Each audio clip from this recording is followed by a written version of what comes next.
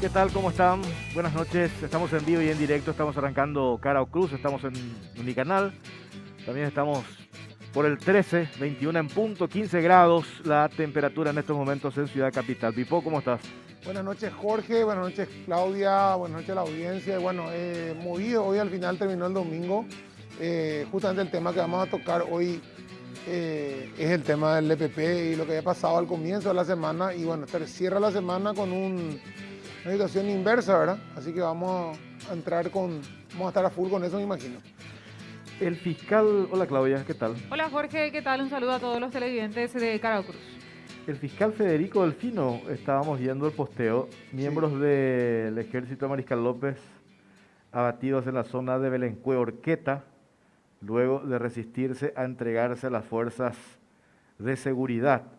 Es lo que postea. Y acá yo tengo una duda, vamos a confirmar. Es el hijo de Alejandro Ramos. Sí. El hijo de Alejandro Ramos. El hijo de Alejandro Ramos tiene 21 años. Alejandro Ramos, recordemos, fue expulsado del EPP en el 2015. ¿Sí? Fue expulsado del EPP. A él se lo involucra en el secuestro de Félix Urbieta. Pero vamos a hablar enseguida de más detalles de eso. Dos abatidos Dos abatidos. sigue el asunto ahí. No terminó todavía la abatida, creo que Sí. por lo que me dicen. Sí, vamos a ampliar eso. Claudia, arrancamos rápidamente porque ya está la fiscal general del Estado, la doctora Sandra Quiñones. Con ella vamos a arrancar, vamos a hablar sobre este tema en particular, después de lo que pasó la semana pasada en la zona norte, estos militares que fueron emboscados con esta bomba, de vuelta a la presencia, nos decía el otro día en la radio la fiscal general del Estado, con esto, esta banda criminal que opera en el norte. ¿Cuál es el mensaje? El mensaje es que están vivos, que están operativos. Claudia, arrancamos contigo. Tenemos un material al respecto, Jorge, para ampliar y también hacer un recuento de lo que ocurrió la tarde del jueves en la zona de San Pedro y el resultado mortal, 3 militares fallecidos y bueno, la nueva aparición del grupo criminal autodenominado EPP.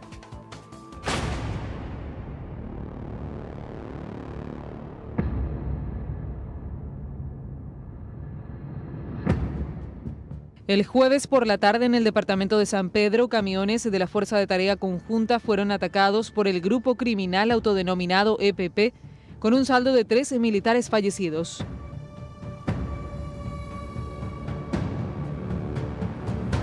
Efectivos castrenses salieron a las 14:30 horas del jueves tras cerrar su patrulla en el destacamento Subárea de Pacificación número 6 del CODI, puesto militar ubicado en Santa Rosa del Aguaral.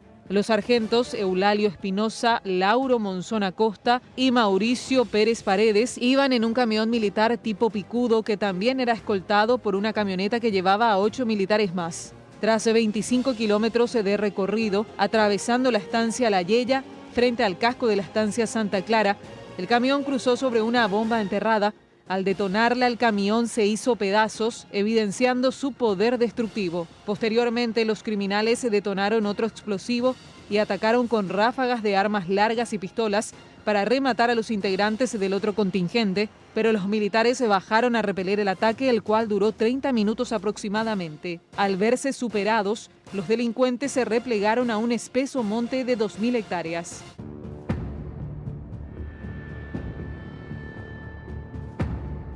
Para el Ministerio Público, la forma de actuar describe a miembros del autodenominado EPP, debido a la zona y también porque ya fueron responsables de similar acción criminal en el 2016 en la zona de Arroyito, dejando como saldo fatal 8 militares muertos.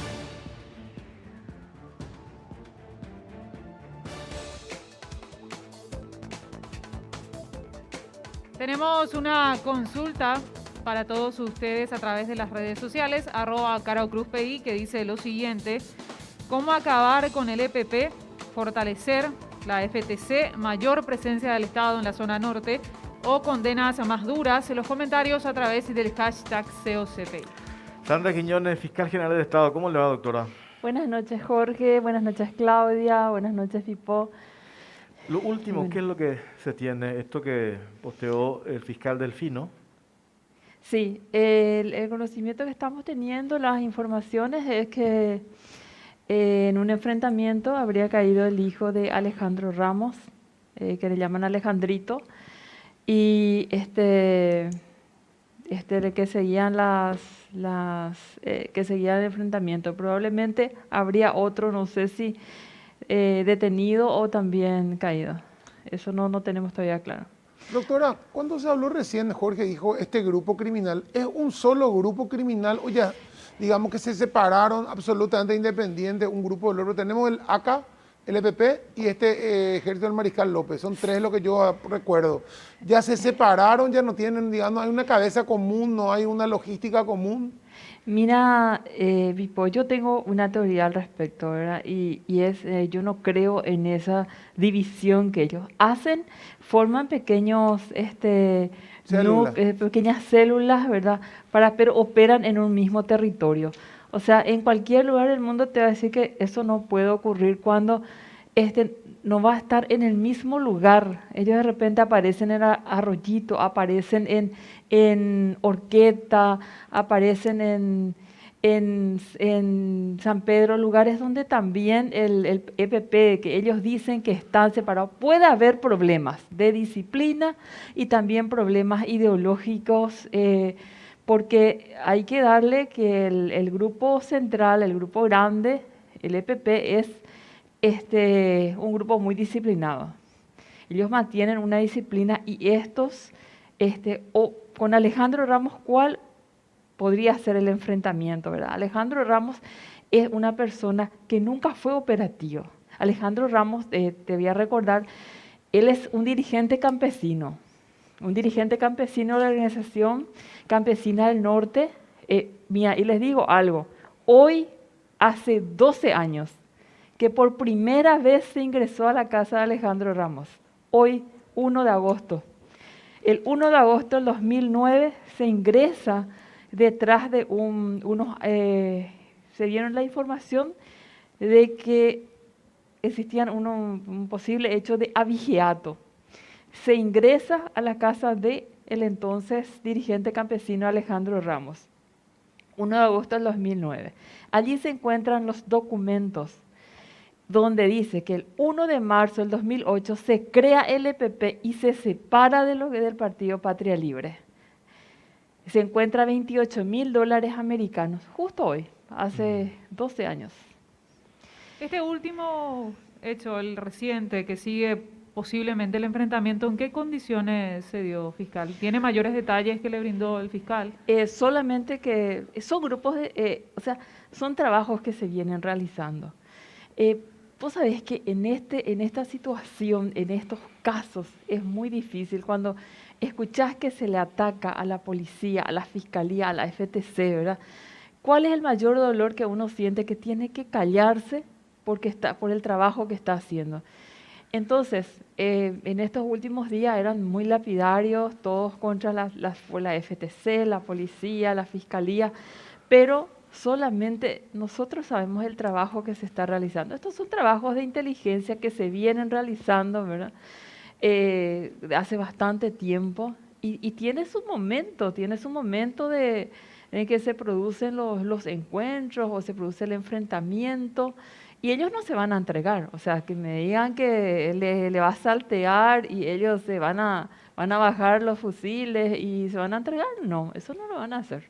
Este es usted dice, es un trabajo de inteligencia. Lo primero que a uno se le ocurre, 3 días después de lo que ocurrió con los 3 militares, se da este caso. Si bien se puede interpretar como una respuesta, una reacción rápida, inmediata, o forma parte de una incursión que están haciendo los militares. Puede ser un trabajo de inteligencia, como puede ser una incursión. Yo no tengo bien, claro, porque están en estos momentos en pleno, aún creo que enfrentamiento con el grupo de Alejandro Ramos, y a lo mejor existen otros grupos, porque no sabemos realmente qué está ocurriendo. Puede ser un trabajo de inteligencia como puede ser un enfrentamiento casual, patrullan el ingreso a los montes, la salida de los montes y se encuentran. Fiscal Federico Delfino, ¿cómo le va? Buenas noches. Muy buenas noches para ustedes y toda la audiencia. Doctor, este enfrentamiento se confirma, leíamos su posteo, un abatido o dos abatidos, si puede corroborarnos eso, por favor. Por el momento son 2 personas las que fallecieron durante el enfrentamiento entre las fuerzas de seguridad y el ejército del Mariscal López, liderado por Alejandro Ramos. Dos abatidos, uno es Alejandro Ramos Jr., digamos, ¿verdad? 21 años, ¿y el otro? No, las identidades vamos a ver, no queremos ser irresponsables, pero vamos a poder darlas luego de que el sistema AFIS nos pueda confirmar la identidad, ¿verdad? Son 2 personas las abatidas en este momento conforme a la información que estamos obteniendo de parte del grupo táctico y de las personas que están llegando a la zona. ¿Sigue el enfrentamiento, fiscal? ¿Cuántas personas formaban parte del grupo en este momento en el que dan con la Fuerza de Tarea Conjunta? El enfrentamiento duró mucho tiempo, ahora estamos en capacidad de ingresar, propiamente dicho, al lugar. El personal táctico está viendo si es que no existen explosivos en la zona, a los efectos de asegurar el ingreso de la comitiva fiscal policial, incluido criminalística y demás. Es una zona relativamente boscosa. La doctora Quiñones conoce la zona de Belencué. Es una zona, si bien podría ser poblada, no es tan poblada como nosotros pensamos, sino de que hay casas cada determinada distancia y demás. Entonces, como es una zona boscosa, entonces tenemos que tener todas las garantías de seguridad para poder ingresar, levantar las evidencias que se encuentran en el lugar y también el traslado de los cuerpos a los efectos de la inspección física y la identidad de las mismas. ¿Cómo se dio este enfrentamiento, doctor? Ustedes fueron o sea, el equipo del FTC fue siguiendo una información y se encontró con ellos. ¿Cómo se dieron las cosas y a qué hora arrancó esto? Bueno, a través de información de inteligencia que se está administrando ya desde hace un tiempo, se requirieron las órdenes de allanamiento durante este fin de semana. Entonces, este es el resultado de ese trabajo que venimos realizando en forma coordinada y en forma constante con la FTC y con el Departamento de Secuestro de Personas de la Policía Nacional.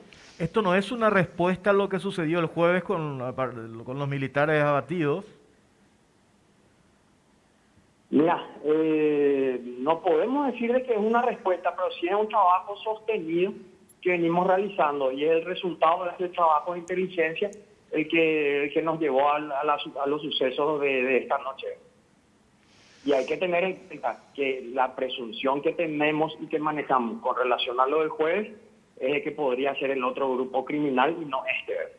Pero sí, esto es el producto de un trabajo sostenido de labores de inteligencia que venimos realizando, de la actividad en la cual apoyamos. ¿Cómo es que surge ahora?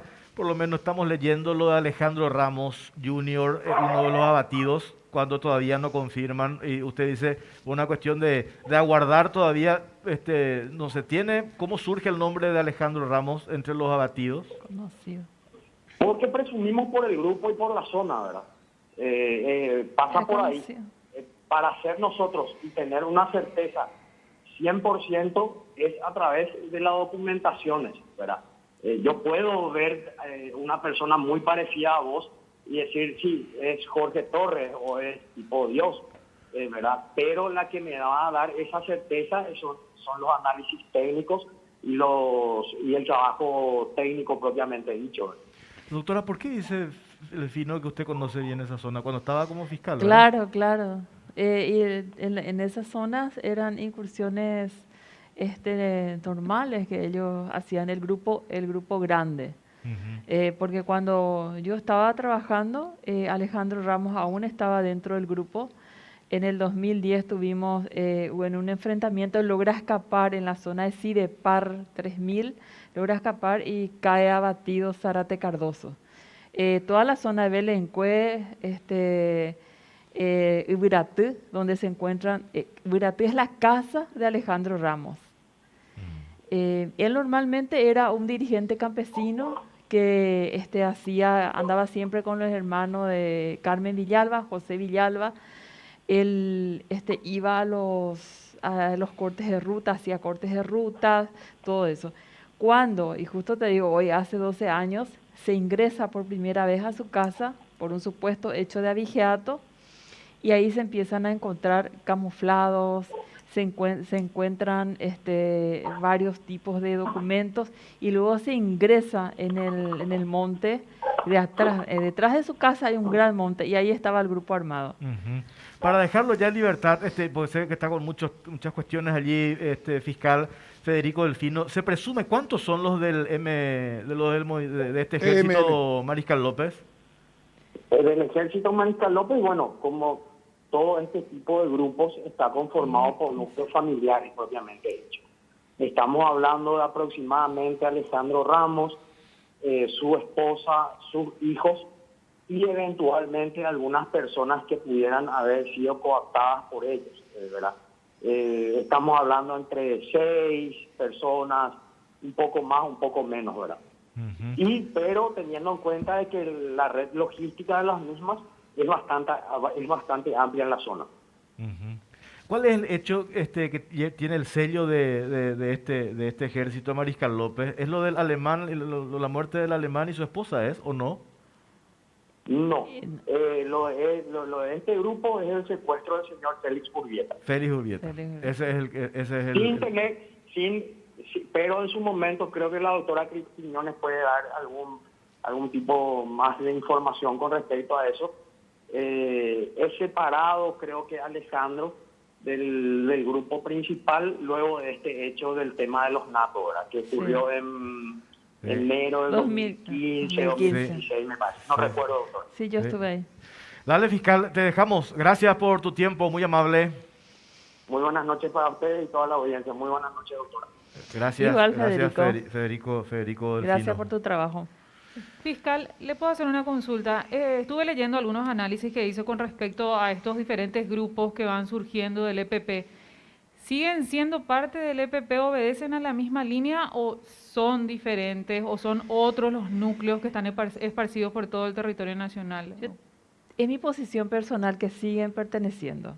Para mí siguen perteneciendo, sí, con ciertas diferencias, ¿verdad? Por eso tienen sus diferentes líderes otra vez ellos. Diferencias por ejemplo, entre Alejandro y Osvaldo Villalba, ¿verdad? De liderazgo. Alejandro se creía con mayor capacidad en conocimiento, pero él tiene un conocimiento ideológico, un conocimiento filosófico. Pero en relación a la parte táctica, tiene mayor conocimiento Osvaldo Villalba, ¿verdad? Y entonces todas esas pequeñas riñas ocurrieron entre ellos y bueno, él se aparta y forma con su familia, su esposa, sus 2 hijos y algunos otros que se integran a Alejandro Ramos. Posteriormente a eso empiezan ellos a actuar en la zona que ellos conocen perfectamente, Ubiratí, Belencue, Brasileroque, toda esa zona de Orqueta, de donde es Alejandro Ramos. Entonces ellos tienen un perfecto conocimiento de la zona. Y después tenemos los otros, el otro ACA, la ACA EPP, que le llaman EP. Bueno, esos son, en primer lugar se logró desarticular a todo el primer grupo de ACA, ¿verdad? Y luego, bueno, forman este grupo los hermanos Bernal Maíz. Pero todos son desprendimientos del grupo principal. Y siguen cierto modus operandi del grupo principal. Yo siempre digo, no van a estar actuando en la misma zona donde está operando el grupo mayor, que es el EPP. Perdón por la pregunta, Alejandro Ramos padre, vos dijiste en un momento dado, doctora, no era un operativo, ¿se convirtió en operativo después? Obligatoriamente se convierte en operativo. Porque yo recuerdo, Pipo, y te digo bien, porque yo ingresé a la casa con mi ex colega Guillermo Ortega, Y realmente en ese momento yo te puedo decir que estaba hirviendo el cocido ahí atrás en el monte. Estaba hirviendo el cocido de ellos cuando creyeron que nosotros nos íbamos con un grupo grande y nosotros solamente llevábamos 10 efectivos policiales. Ingresamos y encontramos toda la documentación y fuimos muy imprudentes porque ahí desenterramos el famoso termo que contenía el dinero y los documentos.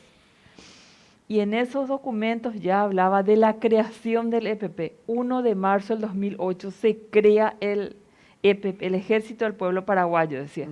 Y ahí Alcides, puño y letra de Alcides Oviedo Brites dice, ya no vamos a cometer los mismos errores que cometió el grupo anterior, refiriéndose al Partido Patria Libre y a su brazo armado, que eran ellos, ¿verdad? Que Carmen posteriormente confirma, sí, hoy Patria Libre quiere desligarse de nosotros, pero cuando nos necesitó, estuvimos ahí. Ella hace una confesión en un medio de prensa. Acá, este tema, doctora, usted por supuesto conoce demasiado, y yo siempre digo, y en un momento estaba en esa línea de no amplificar portada de diario, espacios en todos los medios de comunicación, dándole la propaganda que estos delincuentes criminales de hecho quieren. Ese es el objetivo. Pero no podemos sustraernos de la muerte, lo que pasó el jueves, la muerte de estos militares. Mencionó hace 12 años esa incursión en la casa de Alejandro Ramos. Sí. Usted dijo, fuimos con 10 efectivos de la policía. Puede llegar a sonar esto que voy a decir como una especie de defensor de la FTC. Pero uno pone siempre en la balanza, porque a mí me tocó, el otro día estaba contando en la radio, ir hasta San Pedro por una cuestión que no tiene nada que ver con el EPP, pero hablar con integrantes de la FTC. De lo que fue hace 12 años a hoy, cómo hemos evolucionado, hemos avanzado en la conformación de un equipo especial abocado específicamente a combatir a estos delincuentes. Sí. Y por otro lado, esa percepción ciudadana, cuando se da lo del jueves, la muerte de estos militares, no se hace absolutamente nada. Y ahí yo digo, y hablamos con ganaderos que te dicen, nosotros no queremos imaginarnos qué hubiese sido de nosotros ahí en la zona, y estos lo más probable ya hubiesen llegado en la zona urbana, es decir, sí, acá la capital, área metropolitana. Que ya estuvieron. Que ya estuvieron, sí, ¿verdad? Que ya estuvieron. Por eso en el análisis pues, del fenómeno de esta banda criminal que opera, o de estas bandas criminales que operan en el norte, me parece que hay que poner todos estos elementos de lo que hoy ya se tiene en materia de fuerza de seguridad especial para combatirlos. Porque se dio lo del jueves y lo primero que yo digo es, ¿cómo no le podemos liquidar a 12 tipos que están en el monte? Y no es tan así, ¿verdad? No, no es así. Eso es, Jorge, quieren desprestigiar, ¿verdad?, a la FTC, a la policía, al Ministerio Público en su trabajo. Eso es normal. Ellos tienen también, aparte de tener su fuerza operativa, tienen su fuerza logística, tienen sus fuerzas que también hacen propaganda por ellos, ¿verdad? Entonces, ¿qué es lo que quieren? Lo primero que quieren hacer y tienen que hacer es desprestigiar a las fuerzas que están detrás de ellos. Yo te digo, yo hace 20 años, o sea, el 16 de noviembre se va a cumplir 20 años del secuestro de María Dide de Bernardi, y yo vengo trabajando desde esa época. Entonces te puedo decir que nosotros sufrimos muchos desprestigios, como en ese momento era policía y Ministerio Público, ¿verdad? Entonces sufríamos muchísimos desprestigios porque decían no. Yo recuerdo en San Guinascue, UP exactamente, cuando se produce el enfrentamiento y se encuentran innumerables elementos, inclusive ahí se captura por primera vez a Carmen Villalba, dijeron en un medio de prensa, Sandra Quiñones se fue a la madrugada y colocó todo eso. ¿Te imaginas lo que era? Claro. Y todo lo que se encontró ahí. Y hoy te quiero decir, por supuesto que van a querer que salga la FTC. porque les molesta. Porque y yo te puedo decir, porque cuando hay ganaderos que se van a desplazar, me llaman y me dicen, Sandra, tenemos miedo de ir solos a la zona. ¿Quién lo está acompañando también? La FTC.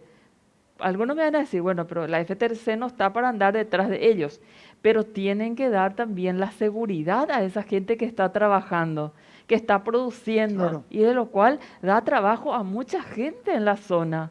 Son Después, blancos principales que están protegidos. Claro que sí, son blancos.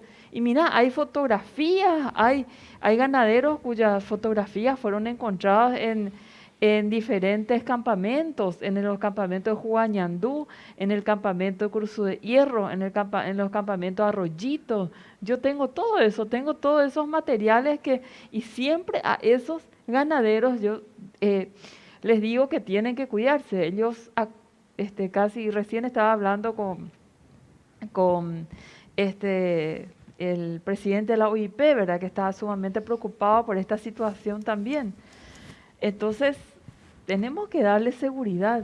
Ellos trabajan, producen y de eso también viven muchos compatriotas. Mantienen la zona ahí. Ahora, doctora, cuando se habla, hay como una desigualdad, una desproporcionalidad en el sentido de que acá ellos están patrullando y si encuentran a los suyos tienen que darle, altearle, avisarle, decirle, o sea, y acá estamos ante el caso de lo que pasó esta semana, directamente de bombas escondidas, o sea, no puede actuar la FTC, obviamente, por una cuestión constitucional y legal, de la misma manera que actúan ellos, y es mucho más fácil para ellos actuar de esa manera, a escondida, dejar una bomba puesta ahí, retirarse, y el riesgo que corren todos los días ellos, ¿verdad? Y seguro que mañana van a salir algunos referentes de derechos humanos a decir, no se les alteó, no se les... Y bueno, y nosotros hace 2, 3 días perdimos a 3 jóvenes integrantes de las Fuerzas Armadas, ¿verdad? Familias que tenían esperanza en esa gente. El dolor de esa familia, el dolor que hay en cada uno de nosotros que realmente sentimos, porque duele, yo les puedo decir, duele lo más profundo del corazón cuando ves jóvenes vidas destruidas por estos delincuentes, por estos terroristas en su actuar.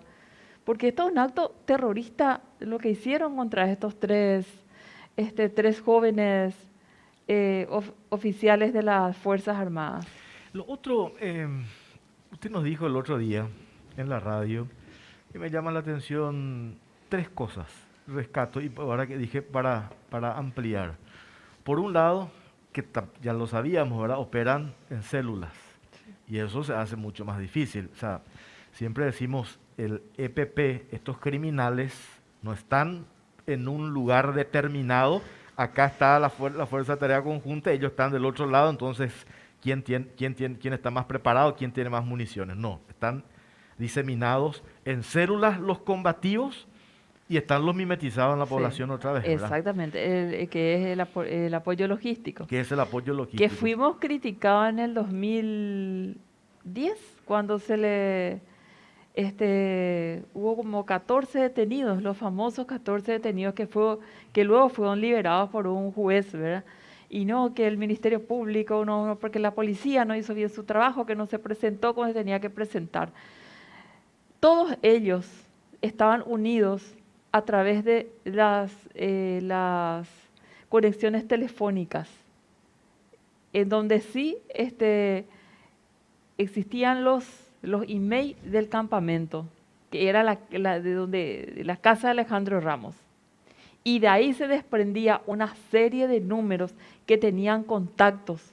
Y eso vos nunca le vas a ver, te cuento el caso, y fue condenado, tenían una enfermera que estaba al servicio del grupo. Ellos tienen muchos profesionales, forman profesionales también. Y lo otro que usted dijo, conocen perfectamente la zona, sí, lo que de hecho ya le da una ventaja la parte de su actuar. Y el tercer elemento que me parece interesante, cuando usted dice, esto que sucedió el jueves nos demuestra, o cuál es el mensaje de que están vivos. Sí. Y ahí nosotros decimos, están vivos no significa de que haya estos crecido, sino estar vivos pueden ser como nos decía Delfino, del ejército de Mariscal López, una familia, Ramos, son 6 personas, o del otro lado, ¿cuánto hoy serían? 12, 10, 15. Sí, ellos se mueven en pequeñas células, ¿verdad? 15, no pasan de 15 a 20. Eso es lo característico. ¿Por qué? Porque son en el seno familiar y algunos que se van incorporando a través del plano sentimental o ideológico. Por eso es que en el en un atentado como el que cometió el jueves contra estos 3 militares, lo pudieron haber armado, no sé, 4 o 3 personas. Entonces, igual el mensaje, estamos vivos pese a que podemos incluso estar, no quiero usar el término acorralados, pero sí controlados, digamos. Presionados, claro. puede ser. En la zona, de donde evidentemente no pueden escapar, por eso salieron y fueron ya hacia Mambay, Sí, Cerro Guazú. exactamente, van buscando. Van Ellos tienen moviéndose, un ¿verdad? control de la zona. Y te voy a comentar, en el 2009, cuando nosotros estaba secuestrado Fidel Zavala, y vamos estábamos allanando, era 23 de diciembre, me acuerdo también, porque hasta el 24 de diciembre estuvimos allanando porque no se comunicaban ellos.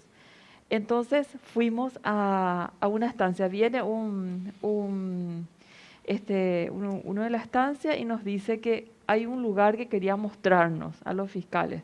Nos vamos en la zona, realmente caminamos muchísimo en el fondo, ¿verdad? Hacia la estancia, no recuerdo en este momento, pero hacia la zona de Huayandú, Zapallo, la estancia Zapallo. Entonces fuimos a ver el lugar donde se habían enfrentado 15 días antes del secuestro de Zavala. Luego me llama Diego Zavala, y me dice, mira, pasaron 2 o 3 días, ellos se comunican y le dice, decirle a la fiscalita que estuvo muy cerca de nosotros y que le seguimos esperando en nuestra casita verde. O sea, ellos estaban mirando. Solamente que no podían ellos actuar en ese momento contra nosotros, primero porque éramos bastantes, y segundo porque ellos tenían lo más preciado que es para ellos la mercadería, que era Fidel, ¿verdad? Porque ellos así se refieren al secuestrado, es una mercadería. Claro. Me acuerdo que al final ingeniero Bernardi lo habían criticado muchísimo porque dijo, ustedes tienen una mercadería y esa es la que yo quiero, entonces vamos a negociar, y todo el mundo dijo, porque le llama mercadería a la esposa. Así es en el tema del secuestro. Claro. El secuestrado es una mercadería. En esa ocasión, perdón, sí. A la vuelta nomás mi consulta sobre ese hecho que describió fiscal, y ya le digo para que responda luego de la pausa. ¿Fue su encuentro más cercano con estas personas del EPP la única amenaza? ¿Cuántas amenazas recibió en todo este tiempo? No fue la única. También en la zona de Puenteciño, ellos estuvieron muy cerca de nosotros cuando había caído Alejandro Ramos justamente en el 2006 con las hermanas Villalba y otra gente de la Organización Campesina del Norte, ¿verdad? Entonces nosotros, me acuerdo bien que a las 10 de la noche salimos de Concepción rumbo a Puenteciño. Y ahí ellos, de acuerdo a lo que después se obtuvo la información, iban siguiendo y estuvieron cerquísimas, pero no quisieron actuar porque en ese momento se les había perdido uno de sus integrantes y le estaban buscando. Me acuerdo bien que era un alias Williams. Hacemos una pausa, a la vuelta seguimos charlando sobre este tema con la fiscal general del Estado, la doctora Sandra Quiñones. La salud es delicada, el manejo de la información sobre ella también. GIS Innova es el sistema informático de salud en tiempo real que lo cambia todo, maximizando recursos y potenciando los beneficios para la salud. Años de experiencia en Paraguay, América Latina nos avalan. Representa y distribuye Green S.A. Vivimos en un país lleno de uniones famosas como Pharmacenter y Banco Basa que se unen para traerte la primera tarjeta de crédito que te cuida con beneficios increíbles todo el año. Solicita tu tarjeta llamando al 021-618-7070 o ingresando a www.bancobasa.com.pi. Banco Basa, cuando quieras, estamos.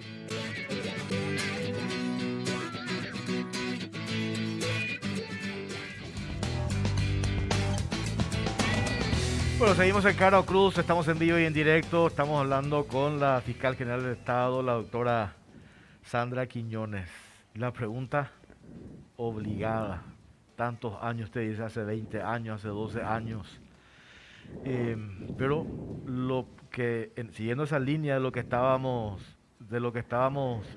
charlando recién, lo que se ha avanzado y lo que se ha hecho, esto nos da tiempo a que nos fortalezcamos como FTC, mientras aparecen actores políticos desde acá, incluso el Parlamento, con intenciones de sacarle el presupuesto, liquidarlos, que dejen de estar, o sea, se juega también con eso. O sea, no están solamente concentrados, abocados en esa tarea de combatirlos, sino también en esa tarea de permanecer, ¿verdad?, ante la amenaza constante de sectores afines a estos criminales que quieren que eso no esté. Doctora, ¿te puedes sacar del tapabocas el micrófono? De adentro. Porque metiste adentro, ahí se va a escuchar mejor sin... Estas son Difícil el micrófono, esta- tapabocas. todos los días nosotros pasamos por esto con el tema de convivir. Ahí está. ¿Está? Ahí está. Ahí está. Ya. Bueno, como te digo, la FTC, aparte de hacer el trabajo de combatir a estas organizaciones criminales, hace una asistencia también a la población. Entonces, esas son las cosas que molestan. Molestan porque ellos, ¿qué es lo que quieren? ¿Cuál es el objetivo de ellos? El objetivo de ellos es ir reclutando y decir, bueno, la ausencia total de las instituciones del Estado. Eso es siempre se venía repitiendo. Con la presencia de FTC, hoy día los lugares más alejados de nuestro país, donde no encontramos a lo mejor de repente un medio de transporte o una ambulancia que pueda traer, ellos hacen también ese trabajo. Entonces, hay a varios actores que les molesta la presencia de la FTC, como a unas fuerzas que en este momento están luchando contra y tratando de llevar la paz al norte, ¿verdad? Y te lo digo porque los ganaderos cuando comienzan, y me van a decir seguramente pro ganadero, pro esto, pero no, yo me refiero a la gente que siempre me está llamando, ¿verdad? Que me está diciendo, Sandra, ocurre esto, tenemos que irnos a hacer vacunación, tenemos que irnos a la cantidad de todo lo que es los ganados y todas esas cosas, ¿verdad? Entonces yo le digo, bueno, voy a hablar, voy a ver para que se les acompañe. Y esas son las cosas que molestan, o sea, hay mucha gente que quiere ver que retroceda al Paraguay, ¿verdad? Que retroceda y sobre todo quieren ver una FTC vencida, pero eso no va a lograr. Nuestras Fuerzas Armadas siempre fueron gloriosas, entonces esas cosas no va a ocurrir. Se puede tardar en dar resultados, se tiene todo un tiempo. Ellos tienen un tiempo en que permanecen en silencio. Son tiempos de formación, tiempos de reclutamiento, tiempos de volver a reorganizarse, y no quiere decir que no se esté trabajando en esos tiempos, que las fuerzas, que la FTC o la Policía Nacional o el Ministerio Público no estén trabajando. Me consta que sí están trabajando. ¿Hay algo que fortalecer o está bien la estrategia hoy de la Fuerza de Tarea Conjunta? Fortalecer en el sentido de tal vez proveer mayor tecnología a la gente que está desarrollando ahí el trabajo. ¿Qué es lo que se puede hacer para garantizar también el trabajo y para protegerlos incluso, fiscal? La tecnología hoy es crucial. La tecnología es crucial hoy en la lucha contra estos grupos organizados, porque ellos también no podemos descartar de que sigan teniendo apoyo de organizaciones internacionales.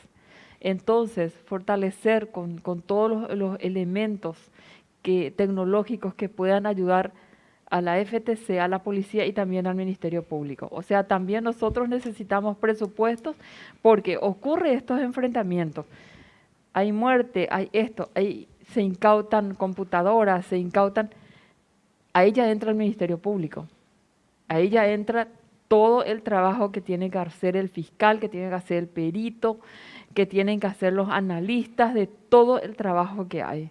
Entonces también necesitamos que se nos fortalezca a nosotros, así como a la FTC y a la Policía Nacional. Necesitamos las tres instituciones que están luchando contra estas organizaciones deben ser fortalecidas en su presupuesto a fin de dotar de tecnologías y de recursos humanos que puedan trabajar en esto. Doctora, a dos preguntas. Una es el vínculo EPP o los grupos armados y el narcotráfico, porque veo que de repente la misma FTC le dan golpes muy duros al narcotráfico y enseguida saltan. Y la otra es, son reactivos también, porque yo recuerdo que hubo un gran golpe antes del secuestro de Oscar Denis, y lo de Oscar Denis fue inmediato a un golpe que yo recibí muy duro. Y ahora otra vez, hubo un detenido de una persona, un componente importante la semana pasada, enseguida la bomba. Ahora esta situación puede desencadenar nuevamente una acción de rebote, digamos, de alguno de los grupos por la captura o lo que haya pasado con estos dos elementos. No podés descartar, no podés descartar. Yo no te puedo decir hoy con precisión de que 100% eso exista, porque para eso necesitas los elementos probatorios. Yo tengo que hablar sobre pruebas, pero no podés descartar. Y en una investigación nada de eso no se puede. Que en algún momento haya alguna conexión con el narcotráfico, no podés descartar. Un financiamiento, digamos. Puede existir, ¿por qué no? Porque si no, ¿dónde aparecen esos 28.000 o 30.000? De repente siempre aparece plata en los campamentos. Claro, pero tenés que saber también que ellos cobran el impuesto revolucionario y que hay gente,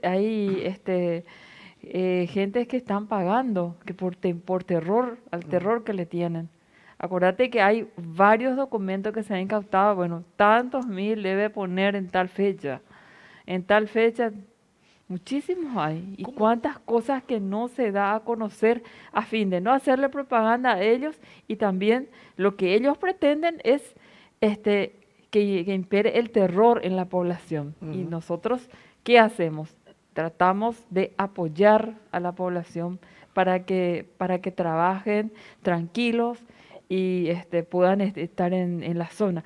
Y también, ¿verdad? Hay veces el silencio es un problema muy grande de la gente, que a lo mejor, porque cuando vos te vas y hablas, yo me acuerdo de cuando iba y hablaba con la gente, le preguntaba sobre cada uno de los integrantes, si le llegaba a ver a un Cristaldo Mieres, si le llegaba a ver a un Bernal Maíz. Ellos te decían que sí, pero no puedo hablar, doctora. Me dijo, tengo hijos, ¿cómo yo voy a salir de este lugar? Te decía, en las zonas de Curuzo de Hierro, Juguañandú, Puenteciño. ¿Quién les va a ayudar ahí?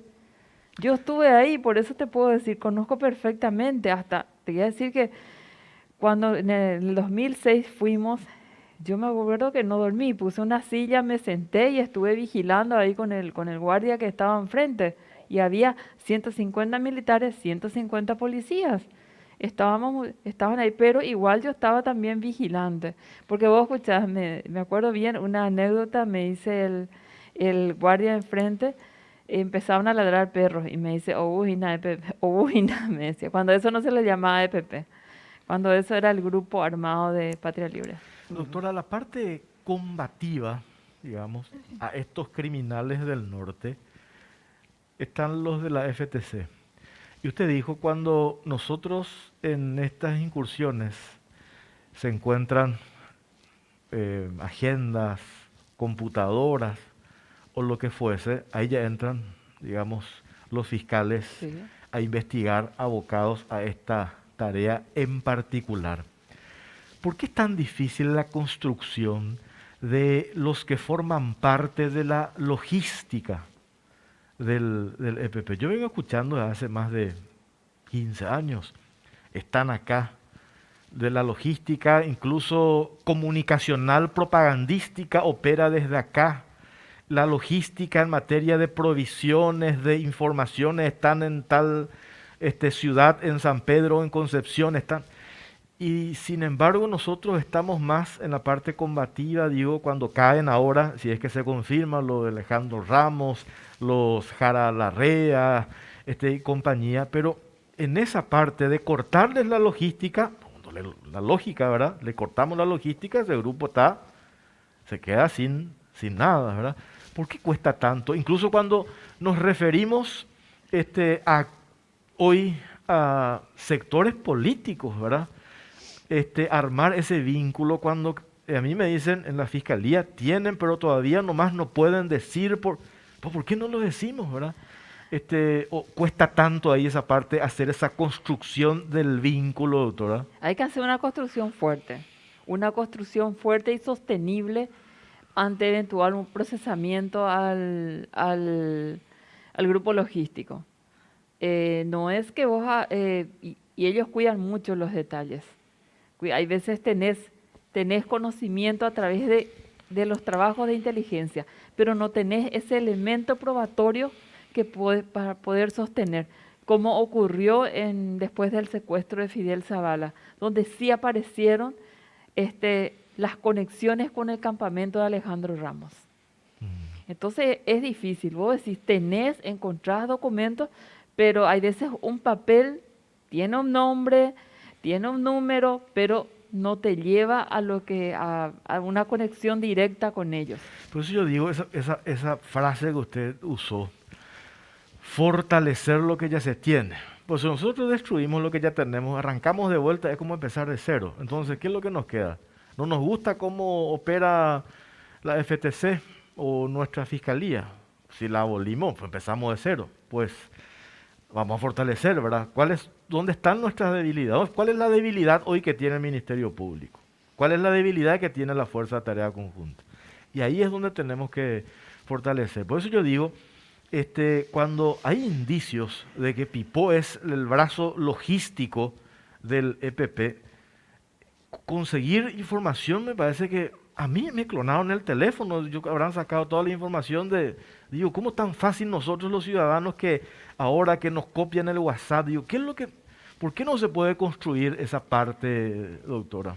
Bueno, y por eso te digo una vez más, Jorge, construir la fortaleza, la construcción de los brazos logísticos pasan por los elementos que se puedan incautar, ¿verdad? Hay veces tenés información de inteligencia. Esa información de inteligencia no lo podés llevar a un juicio oral y público. No podés procesar por una información de inteligencia. Pero punto de partida para hacerle el seguimiento. Punto de partida, ¿verdad? Pero también tenés que saber de que ellos tienen, los que están bien ideologizados, tienen una forma de desviar toda esa situación. Mira, años lograron. ¿Por qué avanzaron mucho? ¿Por qué tuvimos secuestros? ¿Por qué tuvimos varios secuestrados muertos? Porque se tuvo mucho tiempo, tuvimos que retroceder. Yo recuerdo bien cuando se hizo el trabajo de María Dide Bernardi, en donde se empieza a dar con líderes del entonces Movimiento Patria Libre, lo hace en juicio político al fiscal Oscar Latorre, el fiscal general de entonces. O sea, hay una reacción inmediata y bueno, ellos sabían quién era Juan Arrón, quién era Colmán y quién era Martí. Y cuando fuimos sobre ellos, bueno, nosotros fuimos denunciados, tuvimos que poner abogados en la parte civil, todo eran denuncia tras denuncia y no le dejan trabajar a las fuerzas operativas y al Ministerio Público. Nosotros vamos al jurado de enjuiciamiento de magistrado, o si no, también hay fiscales que ya están con fenecimiento de mandato y tienen cierto temor porque ellos sin problema meten una denuncia, no les cuesta nada conseguir un abogado que les firme y el informe que te pide o el Consejo o la Corte Suprema para confirmar es siempre si tenés una instrucción de sumario, si tenés a los jurados de enjuiciamiento de magistrado. Entonces, miles de cosas ellos se basan. Entonces, nosotros tenemos que fortalecer a las instituciones y darle la seguridad de que el buen trabajo que hagan va a tener sus frutos y sobre todo darle a ellos la confianza la confianza. Y el día de mañana, ese militar que hizo un buen trabajo, tenés que saber de que su ascenso pasa también por en manos de ciertos políticos y todo eso, y bueno, y tiene que responder por qué murió Juanita, por qué murió Menganito, por qué esto. Entonces hay un temor, hay que darle fuerza a ellos, hay que darle la confianza de que puedan hacer su trabajo y que las consecuencias de ese trabajo después no va a tener la pérdida de su carrera. Está nomás contaminado todo. ¿Cómo hacemos para separar la paja del trigo? Yo digo, como democráticos que somos, tenemos que también convivir con ideologías que no estamos de acuerdo, con la izquierda. Pero el temor nomás que hoy se tiene es que detrás de esa ideología hay una, no digo todo, hago esa salvedad siempre, ¿verdad? Hay una intención que no precisamente responde al interés genuino de ese sector, sino que responde a ese interés dañino, criminal, que se identifican estos criminales del norte por la coincidencia en el discurso. Hay una coincidencia, hay una línea discursiva muy coincidente.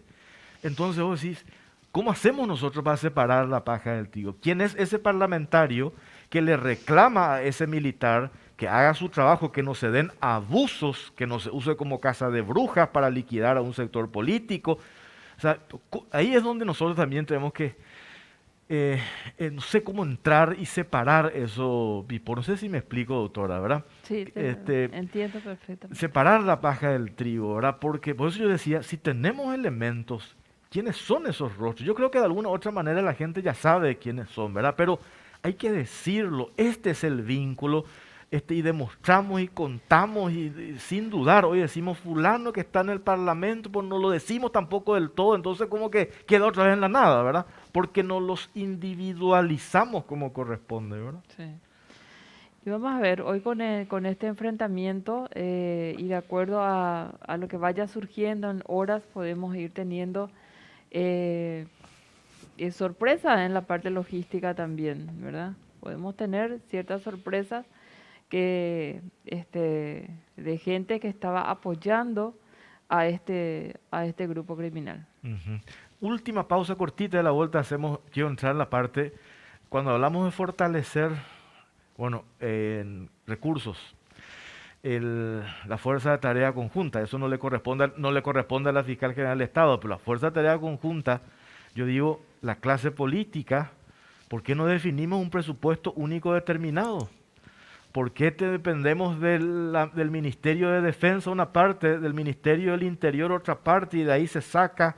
Ellos no. Yo he hablado con este mayor en la zona de Santa Rosa de la Guaraí, me muestra su laptop hace 6 años. Ni para tener Google Maps tenía a mano. Entonces yo digo, ¿cómo vamos a combatir? Entonces ahí es donde tenemos que definir qué es lo que queremos. ¿Queremos liquidar estos criminales del norte que tanto perjuicio le genera al Paraguay? Pues fortalezcamos lo que... Ese me parece que es el camino, ¿verdad? Después de tantos análisis que ya siempre escuchamos cuando se dan estos ataques como los de la semana pasada, ¿verdad? Exactamente. La tecnología es esencial en la lucha contra estas organizaciones. Yo quiero a la vuelta también preguntarle el tema del apoyo que puede dar, que dan o podrían dar o no dan los países, otros países, ¿verdad? Que pueden tener interés en apoyar, digamos, la eliminación, la captura, pues, por los vínculos que tienen, ¿verdad? Con otros internacionalmente estos grupos, ¿verdad? Si es que hay realmente un apoyo, pues le dejo para la vuelta a la doctora. Hacemos pausa cortita, venimos enseguida. Barcos y Rodados te ofrece una nafta que lo tiene todo, Full 93 aditivada para más potencia, rendimiento y ahorro. Ahorra cargando la calidad de Full 93 aditivada. Ahora calidad y economía se encuentran en un mismo lugar y al mejor precio. Se encuentran en Barcos y Rodados.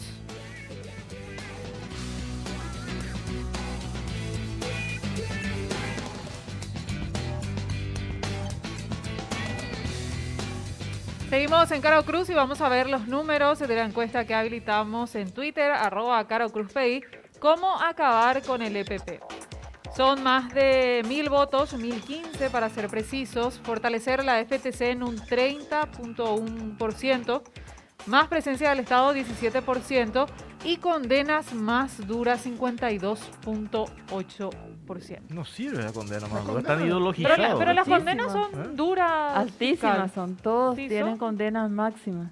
¿Qué, 40? Sí.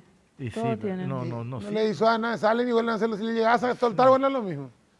O si no, siguen comunicados siempre desde su lugar de reclusión. Claro. Doctora, ¿hay apoyo? Yo hace unos años hablaba con un exministro del Interior de otro gobierno, ¿verdad? Me decía, no hay apoyo en los Estados Unidos en el sentido por decir, yo decía, ¿por qué no le piden el dron? ¿Por qué no le piden, no sé? Uno pues ve en las redes y más o menos todo ve en las películas de acción, parece en Netflix, y cree que ha apretado un botón y viene el dron y baja todo ciberataque, ¿verdad? Pero ¿hay realmente un apoyo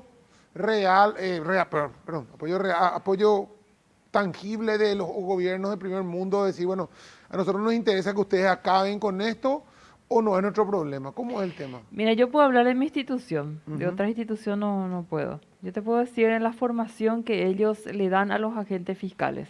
Nosotros tenemos apoyo de Estados Unidos, Colombia, de la Europol, trabajamos con muchísimos países en donde fortalecen el conocimiento de los agentes fiscales en todo lo que sea terrorismo, crimen organizado, transnacional, narcotráfico, secuestro, trata de personas. Tenemos continuamente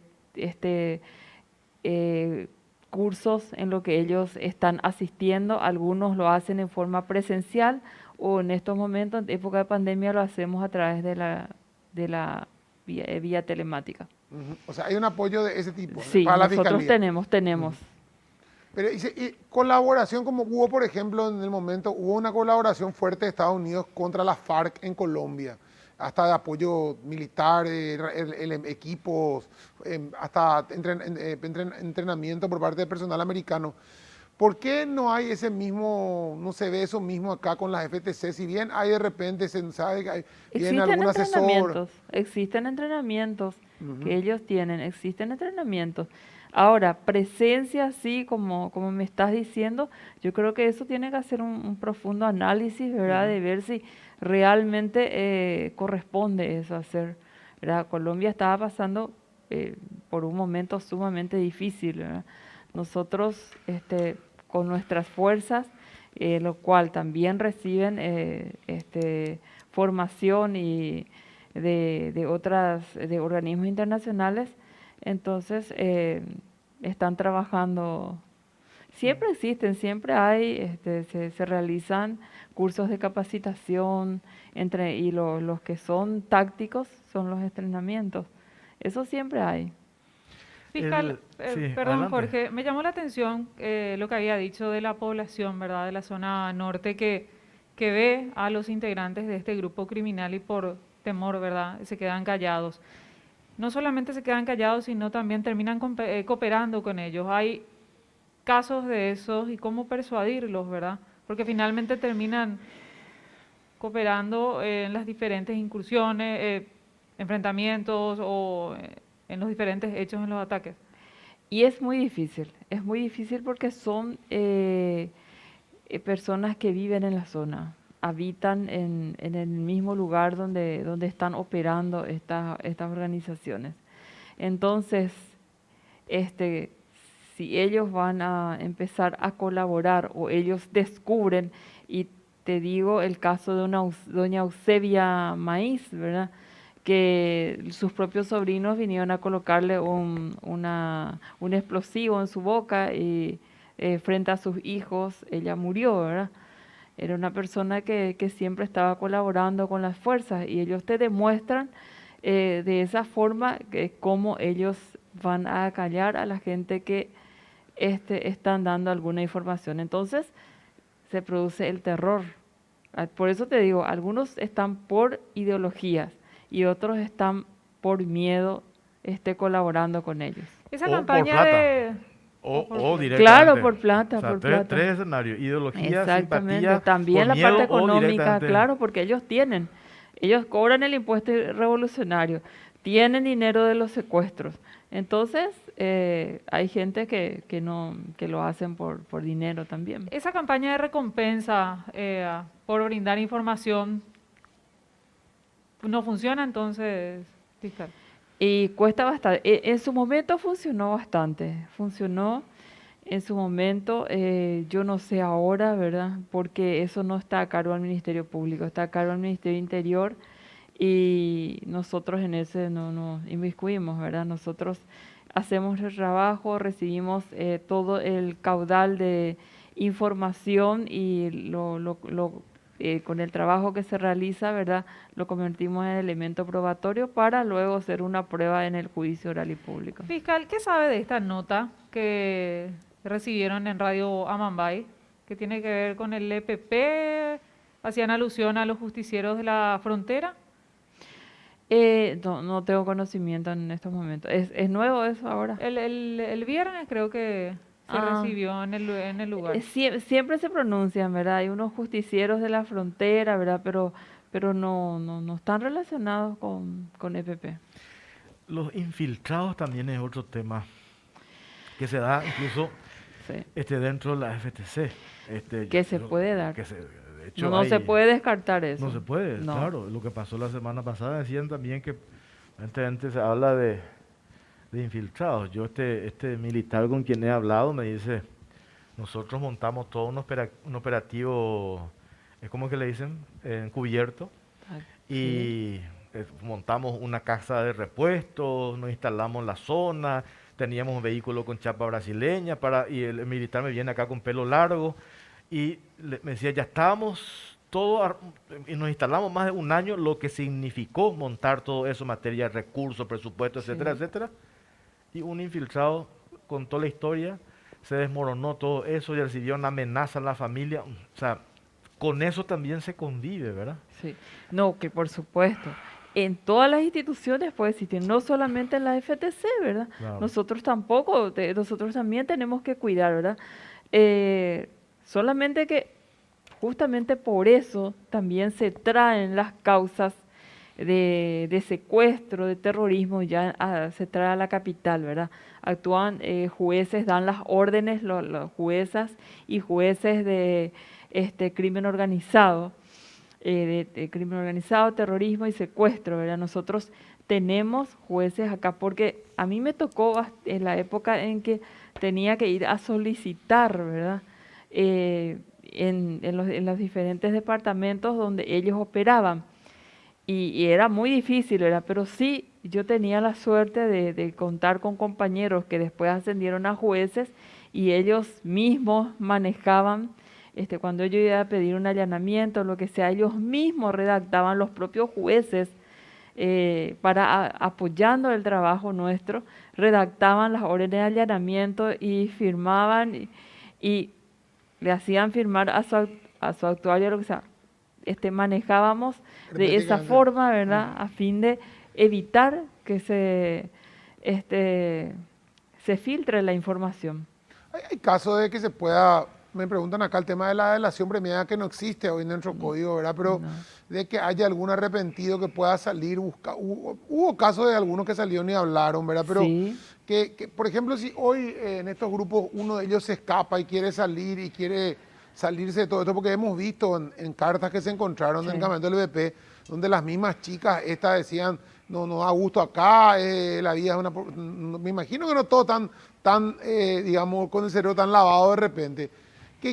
Hay posibilidades que se le ofrezca una salida a esta gente que pueda, o falta esa delación premiada. Falta eso, pero no obstante nosotros, si existen personas que quieran salir de la organización, ¿verdad?, y dar informaciones, nosotros trabajamos jurídicamente para darle o una menor pena o darle otras salidas procesales. Bueno, doctora, a ver, quiero formular esta pregunta, a ver si se entiende. ¿Continúan los programas de trabajo, Ministerio Público, con la Embajada de los Estados Unidos? Sí. Continúan, normal. No ha cambiado absolutamente Absolutamente nada. Absolutamente. Todo sigue normal, Todo cooperando, normal. trabajando de la misma manera en que cuando usted asumió el cargo, De la esos misma programas que se manera, llevaron, de la misma manera. no cambió absolutamente nada. Absolutamente nada. Bueno, Inclusive tengo hoy día varios fiscales que van a estar haciendo cursos muy importantes de la lucha contra la corrupción que fueron designados por la Embajada Americana. doctora, ¿algo más? Cerramos. ¿Mm? Le agradecemos su tiempo, muy amable por compartir el tema de PP. ¿Cuánto tiempo estuvo ahí, doctora? ¿Verdad? Por eso yo creo que es Y una voz dejé autorizada. Más el... allá del cargo de fiscal general del Estado, en particular, el trabajo que se hizo Hace 3 años dije. hace 3 años. ¿Verdad? Sí, Yo me acuerdo, acá me hacen en el 2003, cuando encontraron esa computadora encriptada, estaba Sí. Germán Latorre. sí. Ahí en una parte, ese año, ellos ya querían llegar a 300 efectivos Sí. de este equipo, que no Así lo lograron, mismo. ¿verdad? O sea, ¿cuál era la intención de ellos? Ir creciendo, Y cómo construir. hacían la inteligencia por el Claro. Ministerio Público. Sí. Y justamente sabían, ponían los nombres, ¿verdad? En estos momentos ingresa el más encumbrado del Ministerio Público, refiriéndose al doctor Oscar Latorre, Sí. que sabían que 0,05 horas ingresaba al Ministerio Público. Sí. Todas esas anotaciones, números de teléfonos nuestros, cómo nos movíamos. De hecho, Todo. yo estaba mirando el tema del apoyo logístico acá. La semana pasada en el centro, pintado acá en la calle, en pocos lugares, pero vi dónde está Lichita. O sea, Claro. ese grupo que está pintando Sí. acá, oye, no viene por el tipo del monte a pintar, son los grupos de apoyo logísticos políticos locales, Sí. ¿verdad? Que están en Asunción circulando, así, participando en manifestaciones, en redes, en compañía, que son los mismos que van a pintar después la misma cuestión. O sea, es parte de una organización. Después cuando caen comienza el llanto, ¿verdad? De que nosotros, una persecución, se quiere como criminalizar la lucha. ¿De dónde salió Alejandro Ramos? Claro. Lo dijo la doctora, ¿verdad? O sea, ¿se criminaliza la lucha o los luchadores se criminalizan ellos mismos? Esa es la pregunta, ¿verdad? Es así mismo. Muy amable, doctora. Muchas gracias. Jorge, Claudia, Pipo, muchísimas gracias por la invitación y muy buenas noches para toda la teleaudiencia. Hacemos una pausa. A la vuelta, tema político, nos metemos. Vamos a hablar económico también de paso. Santiago Peña, a la vuelta de la pausa. Ya venimos. La salud es delicada, el manejo de la información sobre ella también. GIS Innova es el sistema informático de salud en tiempo real que lo cambia todo, maximizando recursos y potenciando los beneficios para la salud. Años de experiencia en Paraguay y América Latina nos avalan. Representa y distribuye Green S.A. Vivimos en un país lleno de uniones famosas como Pharmacenter y Banco Basa que se unen para traerte la primera tarjeta de crédito que te cuida con beneficios increíbles todo el año. Solicita tu tarjeta llamando al 021-618-7070 o ingresando a www.bancobasa.com.pi. Banco Basa, cuando quieras, estamos.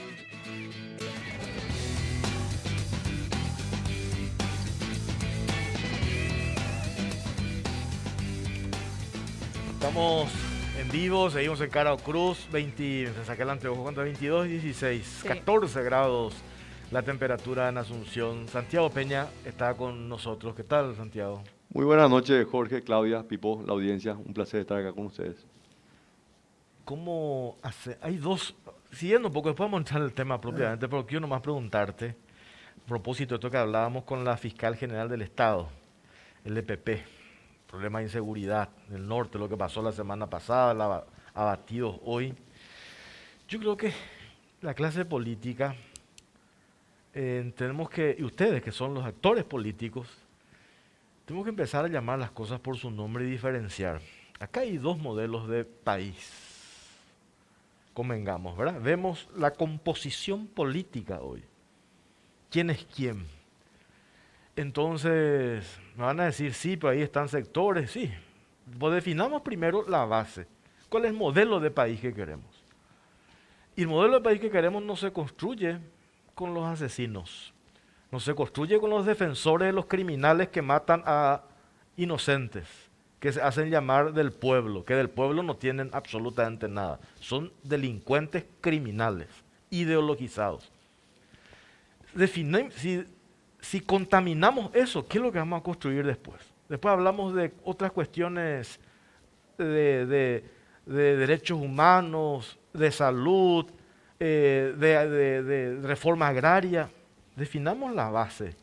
Si nosotros le hacemos el guiño y protegemos a los delincuentes criminales que matan a paraguayos, ese modelo de país yo creo que no sé si queremos, Santiago.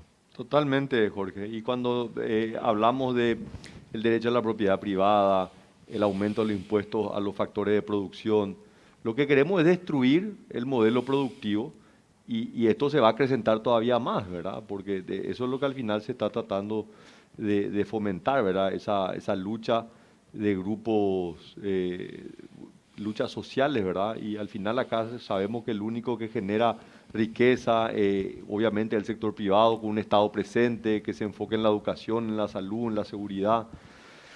Es un problema y esto tiene varias aristas, es súper complejo, pero claramente dentro del espectro político hay quienes quieren promover este modelo de enfrentamiento. Sí. Y habemos quienes queremos desarrollar el país y darle oportunidades y que no sea una opción la delincuencia, porque no solamente en el norte, también tenemos problemas de delincuencia en los núcleos urbanos, ¿verdad? Entonces, cuando nosotros le atacamos al empresario, cuando le atacamos al emprendedor, cuando le ponemos una carga, y estamos haciendo que sea cada vez más difícil darle una alternativa a la gente para que pueda salir a trabajar y se pueda desarrollar por sus propios medios, ¿verdad? Y este no es un tema aislado, porque en países en la región, y puedo mencionar Argentina, Venezuela o la misma Cuba, el modelo es destruir la fuente de generación de riqueza para que la gente finalmente dependa de un subsidio de la clase política. Entonces, realmente esto es un tema tremendamente complejo, va a las bases de la nación, de cómo llegamos a esto y cómo salimos de este problema. Acá nunca se habla de eso, es un tema que en la Argentina se usa muchísimo, el famoso riesgo país. Cuando suceden estas cosas, una bomba, 3 muertos, enfrentamientos, ¿cómo afecta eso al... Yo me imagino que a vos como economista, como asesor de empresas, como te llama y te dice para invertir en el Paraguay y el tipo que te llama para decir voy a invertir en Paraguay en esto, en la industria, mira esto y de Solaya nomás o esto tiene mucho que pesar. No, esto pesa, pero pesa más en las decisiones de inversión de largo plazo que en las decisiones de corto plazo. Lo que vos mencionás, el riesgo país, es la diferencia entre la tasa de interés del bono de un país, en este caso Paraguay o Brasil, o el bono del país que tiene el riesgo cero, que es Estados Unidos. Entonces, esto no tiene un impacto directo sobre la capacidad de repago que tenga el Paraguay. Pero obviamente, cuando yo tengo que tomar una decisión de inversión en un país, y me da un poco de temor esta situación de debilidad, porque no solamente el ataque o el enfrentamiento, acá son años de no poder resolver la situación. Y hoy tenemos un debate en el Parlamento donde están cuestionando si tenemos que enfrentar o tenemos que retirar nomás la FTC y dejar que esto siga nomás su cauce natural. Yo creo que ese es un tema que genera preocupación. Cosas que están en debate que no deberían estar en debate. El debate es lo que nos pone a nosotros en una situación de desventaja. ¿Por qué? Y porque ese debate es que lastimosamente está alimentado por ciertos grupos políticos, ¿verdad?, que buscan la inestabilidad, que a ellos no les preocupa el riesgo país, a ellos no les preocupa cuántas fuentes de empleo se van a generar. A ellos lo que les preocupa es cómo destruyen las bases de un sistema republicano que no les sirva a los intereses de ellos. Fue lo que promovió Cuba hace 60 años, es lo que promueve Venezuela, es lo que estamos viendo en otros países en la región, y nosotros no podemos ser tan ingenuos de decir, no, dejemos nomás que esto lleve su curso natural. Por eso yo decía el otro día, Santiago, este gobierno, digo, Mario Abdo Benítez, en las elecciones del 2008, ¿qué votó la gente? ¿A quién le votó? Vos podés decir, yo puedo estar hoy no de acuerdo, ¿verdad? A quién le eligió la gente. Pero en una democracia se respeta, ¿verdad?, la elección popular, al soberano. ¿A quién le vota la gente? Por eso yo te hablaba al inicio de definamos qué modelo de país que queremos. La gente en el 2018 le vota a un sector que tiene o tendría, pensamos por lo menos que tenía una hoja de ruta.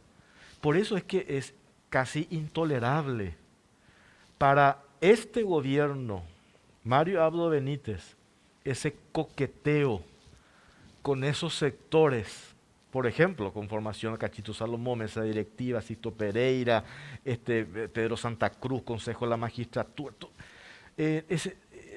No, la gente no votó, la gente eligió a un proyecto, a un partido político, que puede estar o no de acuerdo con ese partido, pero la gente eligió ese partido político, ¿verdad? Después podemos ver su historia, lo positivo, lo negativo, etcétera, etcétera, pero ese coqueteo de este gobierno que dice pertenecer a una nucleación política republicana y tiene ese discurso, entonces eso me parece que imperdonable para... Pero Jorge, eso es pretender realmente que hay un análisis racional y esto no es, estos son juegos de intereses, ¿verdad? En el 2008 claramente no se eligió a la dupla de Fernando Lugo y Federico Franco porque eran la mejor propuesta. Había un enojo hacia el Partido Colorado y principalmente por la figura que representaba Nicanor Duarte Frutos en ese momento, ¿verdad? Y digo esto porque contradictoriamente Nicanor fue un muy buen presidente en la agenda de gobierno. En sus inicios él sentó las bases, yo lo he dicho muy objetivamente desde el punto de vista económico, él hizo grandes reformas al comienzo de su administración, pero él obviamente era una persona que enviaba la señal incorrecta desde el punto de vista partidario y eso obviamente le perjudicó al partido y al país que eventualmente le eligió a Fernando Lugo y después cae por su propio peso con sus propios aliados, cae en ese momento. Entonces, hoy estamos sufriendo de alguna manera de las decisiones que tomó el electorado, que tomó una decisión que no fue racional, fue una decisión emocional. Ellos no querían que el oficialismo colorado, primero hablo de las internas y hablo de esto porque me tocó a mí competir y la gente realmente decía, no, nosotros queremos algo diferente a lo que ofrecían y nosotros les decíamos, pero mira, hicimos A, B, C, D, ahora queremos hacer todo esto, no importa, vamos a ir nomás por el otro lado, ¿verdad? Y se eligió y después nos encontramos y yo trabajando por la lista 1, donde estoy convencido que Mario es y sigue siendo una mejor opción a lo que hubiese sido Efraín Alegre, yo me ratifico en eso. Pero obviamente no es el ideal que hubiésemos querido, no es lo que nosotros proponíamos. Entonces, o no, es lo que él decía. O exactamente, porque claro, en realidad hablar con él y decir, a mí bueno, no me sorprende, o sea, yo lo dije esto varias veces, ¿verdad? Yo no esperaba nada de él, pero sin embargo a lo largo de estos 3 años consiguió defraudarme, a pesar de no haber esperado nada. Pero lastimosamente fue el proceso democrático y tenemos que aceptarlo y él habló insistentemente desde la campaña interna y luego en la nacional de un gobierno colorado con principios republicanos que lastimosamente a lo largo de estos 3 años él no ha demostrado un solo cumplimiento de esas promesas de campaña. Así que, pero bueno, yo creo que esto es parte también del proceso de aprendizaje como sociedad. Y aprende el electorado, Santiago. ¿Vos crees que la gente hoy dice, puta carajo, le voté a este tipo y le hubiera votado a Santiago, o cómo yo voy a votar por mi enojo nomás y no voy a... ¿Hay ese análisis racional del electorado o nuevamente vamos a llegar al 2023 con un análisis, no, pero vamos a votarle nomás a este que viene y nos promete cualquier barbaridad, que sabemos que nos va a mentir, pero cuando en vez de votarle al otro, o sea, ese análisis tan apasionado así del enojo contra fulano? Eso va a continuar, Pipo. O sea, los procesos electorales son procesos de una enorme carga emocional, no son procesos racionales. Lo que tenemos que tratar es generar la mayor racionalidad posible dentro de esa emotividad que implica, ¿verdad? Y la empatía es una herramienta importante, tratar de conectarse con el ciudadano, con el elector, tratar de explicarle muchas veces, esto mucho es docencia, ¿verdad? Explicar cómo hace una nación para desarrollarse, cómo evitamos que nos pase lo que le pasó a la quinta economía más rica del mundo. Argentina es el único caso en la historia de la humanidad que fue un país rico y dejó de serlo. Por lo general los países lo que buscan es el progreso, ¿verdad? No el retroceso. Entonces, ese es un proceso complejo, requiere de mucha madurez de la clase política, requiere un compromiso de la ciudadanía, de empresarios, de trabajadores sociales. O sea, es un proceso que no hay que cansarse. Yo por lo menos siempre digo, mi objetivo no es ser candidato. Mi objetivo en la vida no es llegar a ser presidente de la República. Mi objetivo es a lo largo de 30 años, que creo que me quedan de vida activa y de una contribución, poder ayudar de diferentes roles. Yo, por ejemplo, siempre digo, y lo repito a menudo en los espacios donde tengo, más en la radio, ¿verdad? Porque más hablamos de política generalmente. Cuando hablamos de la alternancia, yo siempre digo, la alternancia oxigena la democracia. Pero yo no me refiero a la alternancia como una cuestión cromática. O sea, la alternancia no una cuestión de color, sino la alternancia en la concepción de lo que se plantea como proyecto. 2008, hablaste de 2008, Alianza Patriótica para el Cambio. Se trabaja inicialmente sobre un proyecto, después viene Lugo, Rafael Filisola, contaminan y otra vez personalista.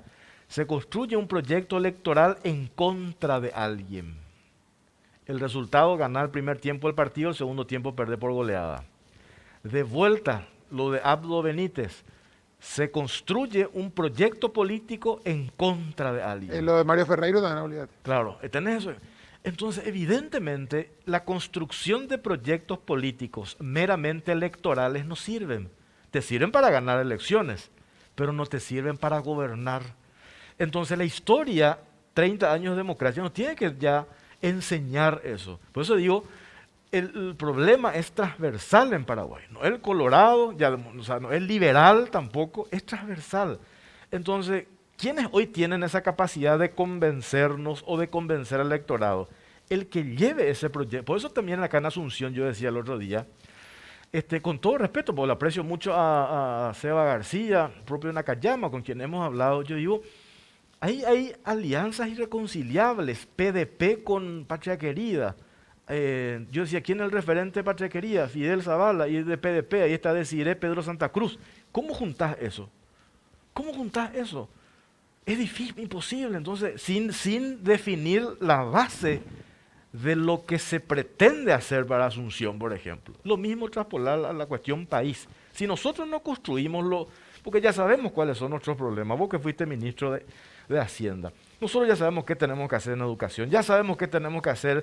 Estamos ultra diagnosticados. Ya no hace Más falta consultoría que nadie tenemos. Bueno, no, y totalmente. llevemos lo que necesitamos, la ejecución de eso, ¿verdad?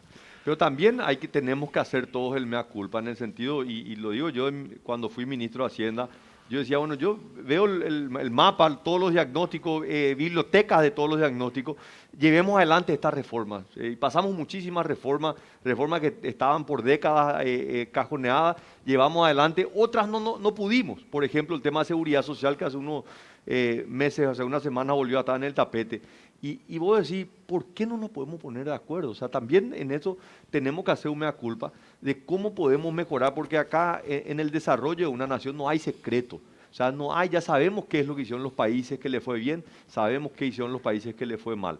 No puede ser que no nos podamos sentar. Y ahí hay un desafío al interior de los partidos. Nosotros en el Partido Colorado tenemos que resolver este problema, ¿verdad? O sea, todavía tenemos enormes diferencias, pensando por el presidente de la República, ¿verdad? Que digamos debería ser la figura política más importante. Si vos fuiste electo por ese partido, él debería tener la capacidad de dirimir las diferencias y que el partido político que le llevó a él sea su principal fortaleza. Eso no quiere decir que tengamos que estar de acuerdo en todo, pero sí poder impulsar una agenda de reforma y a partir de ahí tratar de sumar. Pero acá hubo una estrategia desde el comienzo de enfrentar a la principal fuerza política que le puso a él en el sillón de los López, ¿verdad? Entonces, tenemos que asumir nuestra responsabilidad y tratar de cambiar. Puede ser un tema generacional, puede ser que probablemente hay gente que todavía está con el yo, el ego, en vez de pensar cómo podemos tener la medalla en el pecho y decir, ¿sabe que yo trabajé que mi país pueda mejorar de manera sustancial? O sea, en esto no hay que cansarse, ¿verdad? El proceso de desarrollo de las naciones es un proceso que no es lineal, tiene sus altibajos. Lo que nosotros tenemos que tener la capacidad de poder aprender de los errores. No podemos estar insistiendo en los errores vuelta tras vuelta. La ausencia del liderazgo, cómo erosiona todo, ¿verdad? Cuando vos no tenés una cabeza, ahí tenés hoy cómo están las instituciones. Podemos enumerar algunas. Ministerio de Obras Públicas y Comunicaciones, islas, ¿verdad? Acá el BIMS haciendo lo que se le antoja, ¿verdad? Pese a todas las denuncias, lo que hubo, los empresarios que nunca hablaron, los más conocidos salieron y dijeron, acá está todo cocinado, no pasó absolutamente nada. Este señor de la CONAXAR, imagínate hasta dónde llega, es la decisión de él nomás de delegar las funciones de ese ente regulador a una empresa privada. Acá tenés lo que nos contaban desde el gremio de los azucareros con la carga de cocaína, sí, y la preocupación que tiene la Unión Industrial Paraguaya. Se van a movilizar esta semana. Necesitamos comprar 10 escáneres. para controlar no lo hacemos. Estados Unidos ya le está pidiendo una verificación extra a los azucareros y le van a cobrar un $50 por cada contenedor. Siendo que somos el mayor exportador de azúcar orgánica del mundo. Nuestro producto estrella, ya vamos a perder mercado. Yo decía lo que Pero, le llevó. y el tema de los escáneres tiene 2 años de discusión, o sea, que vienen cayendo cargas por falta de escáneres hace 2 años. Y Se después podían haber comprado y tenían instalado Ya ya. es otra vez sumarle esto que vos estuviste ahí, Santiago, y yo sé que te va a costar hablar de esto, porque estuviste allí. Y yo lo hablé el otro día con el expresidente del Banco Central, Carlos Fernández Valdovinos. Cuando ya la cabeza no funciona, no hay un liderazgo, un norte, todo se prostituye. Históricamente, los últimos 15 años, el Banco Central del Paraguay se mantuvo blindada la institución, fuera de los factores exógenos, de la politiquería estuvo ausente, ¿verdad? No estuvo metido allí. Y oye, y caso la sanción al BNF. Yo recuerdo como anécdota nomás, Jorge, eso me acuerdo en el gobierno de Federico, hubo un intento del Inovío de meter un director al Banco Central y no se le permitió porque el Banco Central no se toca. Era así, no podemos poner un director, no podés poner. Y era el Inovío que era poderosísimo en ese momento, hizo un berrinche enorme, ¿verdad? Y Federico no pudo ceder porque le dijeron no. Y ahora vemos esto, ¿verdad? O sea, asusta. Yo hablo vos hablas con funcionarios que te conocen del BCP, nosotros estamos preocupados por esto, ¿verdad? Sí. No, la verdad que es una pena todo esto que está ocurriendo y claramente se empieza a ver ya influencias externas. O sea, acá claramente hay influencias externas y lastimosamente van erosionando la capacidad institucional que tenga el Banco Central, ¿verdad? Porque todo el día tiene que estar resolviendo problemas, finalmente tiene una responsabilidad. El sector financiero administra cerca de 40.000 millones de dólares en activos, o sea, el 100% del PIB es gigantesco lo que está en juego aquí, ¿verdad? Claudia, demasiado quiere preguntarte, ¿cómo es el tridente este que me dijiste? El tridente patriota, ¿te acordás de Jorge? Y por eso, Y a ver. justamente una pregunta puntual, Santiago. Ya serías oficialmente el candidato de Honor Colorado, tal vez no quieras decirlo sí abiertamente, pero se cuestiona mucho cuando se menciona esa posibilidad, el breve tiempo de afiliación, ¿verdad? Que tenés a la ANR, poca militancia colorada exactamente. ¿Es un obstáculo? ¿Sigue siendo un obstáculo o es algo superado ya?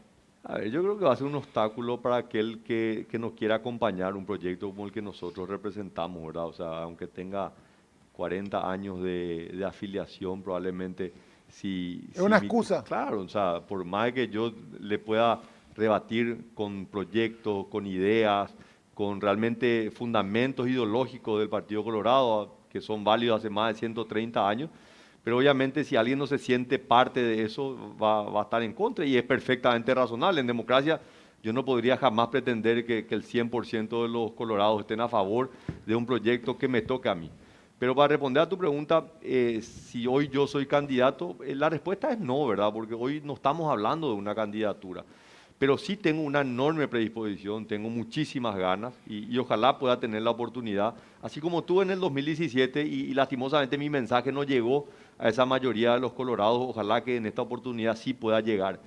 Esta idea que lanzó hace unos días Bachi Núñez creo que es una idea que hace muchísimo tiempo que está en el pensamiento de muchos dirigentes, la posibilidad de que Horacio Cartes, que hoy no tiene ningún cargo partidario, no tiene ni un cargo nacional ni electivo, pero sin embargo todos sabemos que es el que más lucha, que cuando se tuvo que tratar la convención, él fue el primero que estaba para apoyar a los convencionales, cuando se tenía que apoyar en las internas partidarias, fuera el primero que dejaba de lado sus intereses y dijo que no se usen los movimientos. Obviamente el movimiento Honor Colorado era el movimiento y sigue siendo el movimiento más fuerte. Él dice, dejemos de lado, este no es el momento de los movimientos, es el momento de las personas y que cada uno pueda elegir ese movimiento en el cual quieran llevar adelante un proyecto.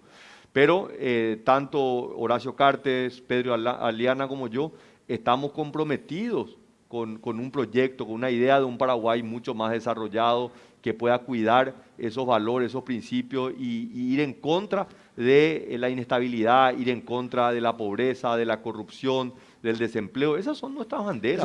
Eso va más allá de un nombre, o sea, si mañana te dicen, oh, bueno, mira Santiago, estuvimos, porque yo veo que en este momento se maneja con un pragmatismo el tema electoral, porque se dice, bueno, fíjate, hubo 4 listas para concejales, el mismo candidato a intendente. Nenecho no era el candidato originalmente de Honor Colorado, pero el líder del movimiento dijo, vamos a apoyarle porque es que tiene más posibilidades de ganar para el partido. Después se llegaron a acuerdos en Encarnación, en Ciudad del Este, para recuperar las intendencias. Si mañana te dicen, bueno, ¿sabes qué, Santiago?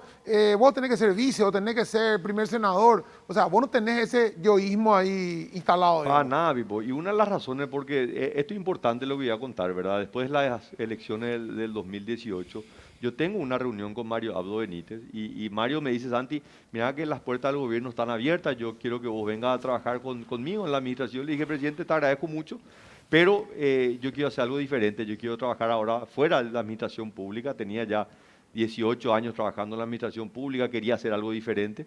Y eso para mí fue una decisión muy, pero muy importante porque me dio esa independencia de mi futuro, de mi presente y mi futuro, ¿verdad? O sea, yo hoy tengo un trabajo como los cientos de miles de paraguayos que trabajamos todos los días y vivo de mi trabajo. O sea, hay muchos candidatos que son de profesión candidato. No es mi caso y nunca va a ser mi caso. O sea, yo soy una persona que veo una candidatura o ir a un cargo electivo como una opción de servicio, que lo puedo hacer un periodo de tiempo y después volveré a alguna actividad privada, ¿verdad?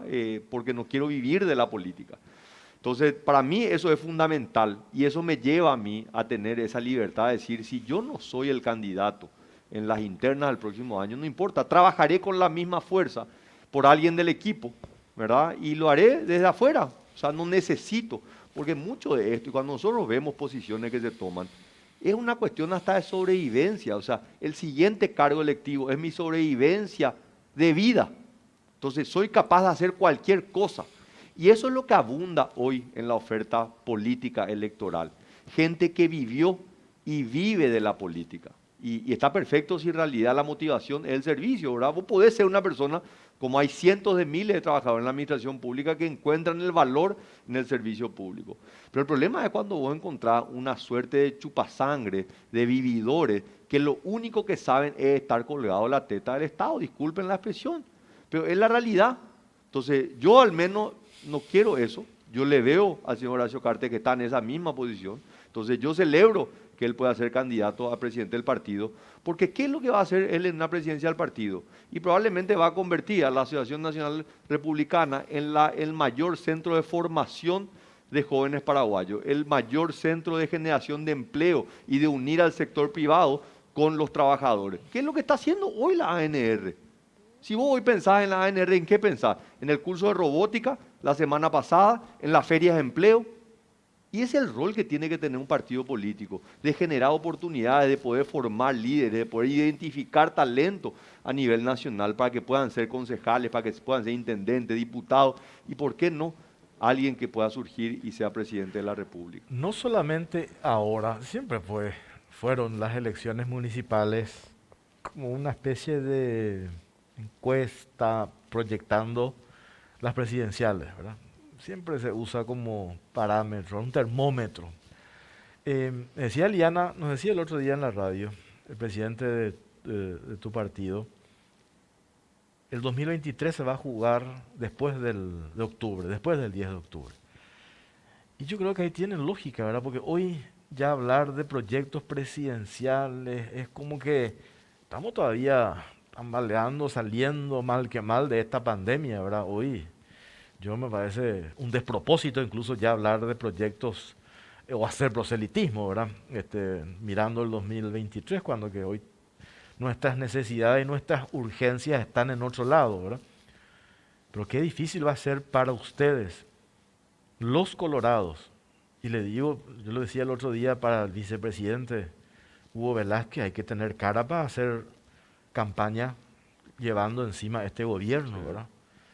Se muestra como ajeno a su realidad, claro, que es el segundo del Ejecutivo. Hoy yo le veo a Velázquez como que haciendo campaña y, espera un poco, todo lo que hoy estamos padeciendo, entiendo yo la cuestión, la pandemia es una cuestión mundial, pero hay cuestiones de responsabilidades que no se hicieron con el tema de compra de vacunas, podemos entrar a desmenuzar si queremos, ¿verdad? Hay un montón, que no podemos tan fácilmente decir, o decir, este informe de Contraloría hay que pedirle a Brasil resarcimiento. Y vos hace 3 años estabas acompañando tu equipo el tema de acta bilateral, como si fuese que todos nos olvidamos muy pronto, ¿verdad? Entonces digo, ¿qué desafío tienen ustedes hacer campaña después de las municipales y desmarcarse de un gobierno. Tanto es el hartazgo de este gobierno que hoy ya repercute en tu partido con una campaña que dice, ustedes nunca más. Sin embargo, esa no es la solución, ¿verdad? Por lo que te decía, no es una cuestión cromática, es una cuestión transversal, ¿verdad? Sí, yo comparto contigo, yo creo que, y he repetido esto, hasta de mal gusto hablar ahora de candidaturas presidenciales para el 2023, creo que es totalmente a destiempo, cuando nosotros mismos, ¿verdad?, que no somos parte del gobierno, proponemos una agenda donde están las reformas, ¿verdad? Cuando explotó el año pasado la pandemia, se hablaba de la reforma, de hecho el vicepresidente era el encargado de llevar adelante una agenda de reforma, ninguna se ha llevado adelante hasta ahora. Ni una, no se ha aplazado ninguna sola reforma. La única reforma importante de esta administración fue en el periodo de transición, donde se pasó la reforma de la ley tributaria, ¿verdad? Que fue una ley que trabajamos nosotros y la llevó adelante después el gobierno de Mario Abdo Benítez. Pero más allá de esa reforma no hubo ni un cambio en la estructura del Estado. Entonces, pero quiero nomás enfatizar en esto, Jorge.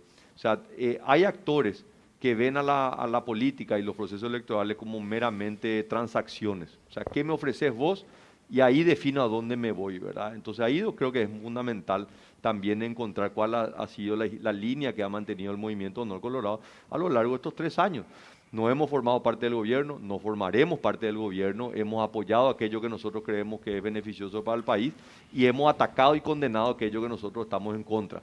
Ahora, si esa línea es la línea mayoritaria, los brazos del movimiento están abiertos y Horacio lo ha dicho más de una oportunidad, aquellos que se han ido son siempre bienvenidos, pero no es sobre una transacción, no es que te doy para que vos vengas, es venir, vamos a sumarnos a un proyecto que nos permita generar grandes cambios en el país, como nosotros, yo estoy convencido que iniciamos grandes cambios, se vieron grandes cambios en el periodo 2013-2018, queríamos continuar y profundizar, lastimosamente ha habido un retroceso tremendo, que el desafío para quien venga, y ojalá seamos nosotros en el 2023, sea recuperar lo más rápido posible todos los atrasos y poder avanzar nuevamente en una agenda, ¿verdad? Pero en esto tenemos que ser muy realistas. O sea, hay mucha gente que ve a la política y los procesos electorales como una mera transacción. ¿Qué me das vos? ¿Dónde me ubico yo? Yo ahora soy senador, ¿qué voy a hacer el próximo periodo? Ahora soy diputado, ¿será que voy como gobernador? Entonces, lastimosamente, cuando es simplemente una transacción, ¿verdad? Y eso es lo que representó el Movimiento Colorado NTT, una conjunción de transacciones, claro, es un discurso muy apetecible para mucha gente, ¿verdad? Porque dice, nosotros vamos a ser socios, y vos venís conmigo, me apoyás, y vamos a llegar, y yo te doy a vos este feudo. Y vos haces lo que vos quieras y a vos te doy este otro. Y empezamos a ver los problemas que tenemos hoy, todos estos casos de corrupción que saltan y nosotros nos ofendemos, pero para ellos es perfectamente razonable porque eso es lo que ellos plantearon. Fue una transacción para poder llegar a un objetivo común. Última pausa, ¿verdad, Belén? La última. Sí, y venimos enseguida y cerramos esta charla con Santiago Peña. La salud es delicada, el manejo de la información sobre ella también. GIS Innova es el sistema informático de salud en tiempo real que lo cambia todo, maximizando recursos y potenciando los beneficios para la salud. Años de experiencia en Paraguay y América Latina nos avalan. Representa y distribuye Green S.A.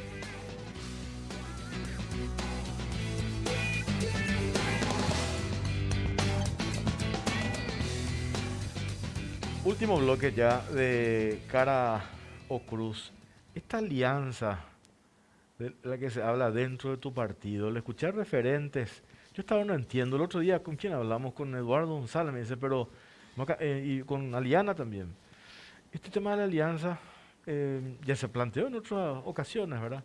Pero ahora me parece que, yo decía, esto, cuidado, puede ser una estrategia de quienes quieren, digo por quienes hoy están hablando de la alianza, puede ser una estrategia de quienes quieren despegarse del peso de ser oficialistas, construir una alianza con esos rostros que son colorados pero que en realidad no son. Entonces yo digo, no sé qué es lo que hay detrás con este tema porque todavía no se analizó en el seno de tu partido eso, ¿verdad? No, es un tema que se debata al interior, pero haciendo un poco memoria de la última elección general, Yo no sé si ustedes se acuerdan, pero creo que la interna del Partido Colorado era prácticamente la única interna que había. O sea, todo lo demás, por más que fue la primera vez que se hizo interna simultánea, todos los ojos estaban puestos en la interna del Partido Colorado. Y como nunca, los referentes de otros partidos políticos lo único que hacían era opinar sobre la interna del Partido Colorado. De hecho, creo que... Y hacer campaña.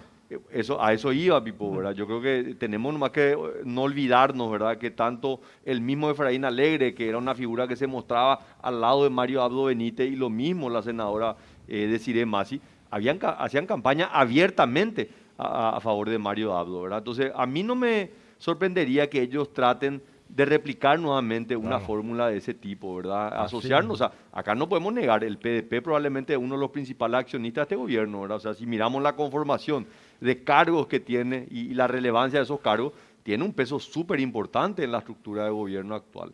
Entonces, a mí no me extrañaría que ellos o algunos actores dentro del Partido Colorado traten de apelar nuevamente a una figura de ese tipo. Yo digo, es un recurso válido que pueden hacer perfectamente ellos, ¿verdad? válido. Yo digo, pero que no nos engañemos nomás, porque los resultados ya lo tenemos, ¿verdad? Si esa composición hubiese funcionado, pues yo digo, pues yo apoyaríamos, ¿verdad? Si hubiese funcionado, ¿quién va a estar en contra, ¿verdad? Por eso yo digo, el discurso siempre de la oposición, eso el otro día hablaba con un ex ministro, me decía, escuché nomás el discurso de Efraín Alegre en estos últimos 3 años. Todo es en contra de alguien de vuelta y 0 proyectos. Sí. Nosotros no queremos un candidato que se enoje en contra de alguien, sino que nos solucione nuestros problemas. Sí. Que lo venimos diciendo, es como un círculo vicioso, los mismos problemas de siempre. Bajante ahora, Río Paraguay, que automáticamente que hacemos mañana en la radio, le llamamos al de los armadores fluviales el dragado.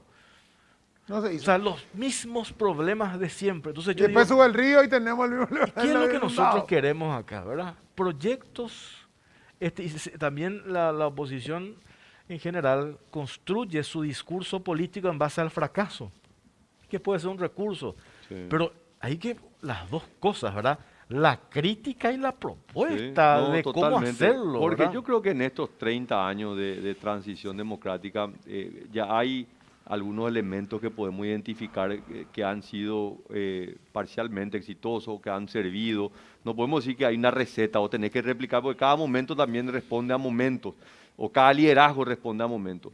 Pero creo que hay, y en esto para no ser tan fanático, decir solamente el gobierno que me tocó a mí, sí, yo creo que han habido 2 administraciones en estos 30 años que han mostrado un liderazgo y la capacidad de poder plantear propuestas y concretar propuestas. Creo que el gobierno de Horacio Cartes fue uno, creo que el de Nicanor fue otro, ¿verdad? O sea, si nosotros miramos, y en la parte económica, que es donde yo más me he desempeñado en mi carrera, podemos encontrar que las bases de un proceso de consolidación macroeconómica se iniciaron con reformas monetarias, financieras, fiscales en el gobierno de Nicanor Duarte Frutos. Luego nos enfrentamos al gobierno de esta Alianza Patriótica para el Cambio, que fue un fracaso, no pasaron ninguna reforma. Y después viene el gobierno de Horacio Cartes, donde yo creo que se hicieron los mayores cambios y los números así lo demuestran, ¿verdad? Y el tiempo es siempre un juez inexorable. Yo creo que si nosotros analizamos objetivamente el desempeño económico de Paraguay en el periodo 2013-2018, fue el mejor desempeño económico en el contexto internacional. De hecho, fue la economía que más creció en ese periodo de tiempo, entre todas las economías de América Latina.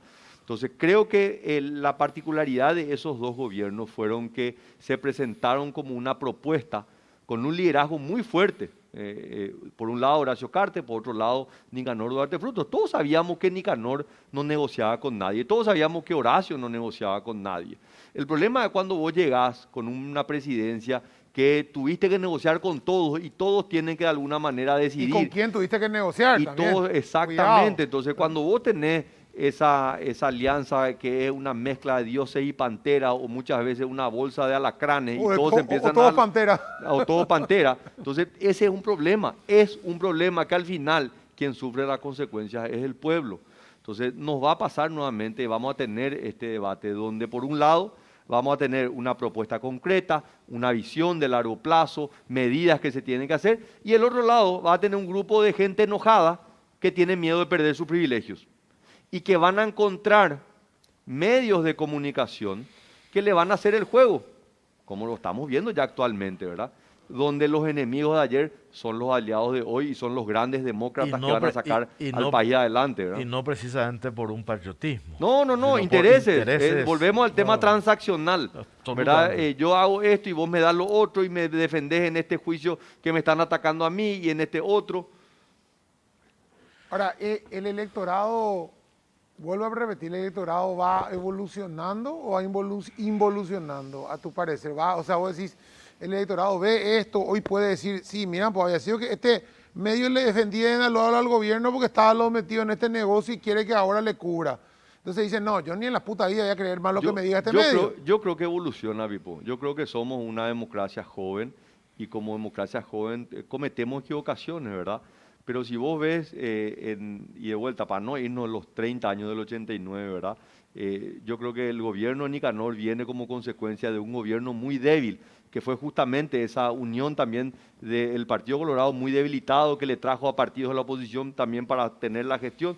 Vino el gobierno de Nicanor, después vino un gobierno muy débil, luego vino un gobierno muy fuerte como fue el de Horacio, y ahora vino un gobierno débil. Yo creo que este es el más débil que hemos visto en la transición. Quiero creer que el próximo gobierno que asuma en el 2023 va a venir con una visión muy clara de qué es lo que hay que hacer, no va a venir a improvisar. Nosotros no podemos más improvisar en este país, ¿verdad? Y yo creo que el electorado tiene esa capacidad de aprender de su experiencia reciente.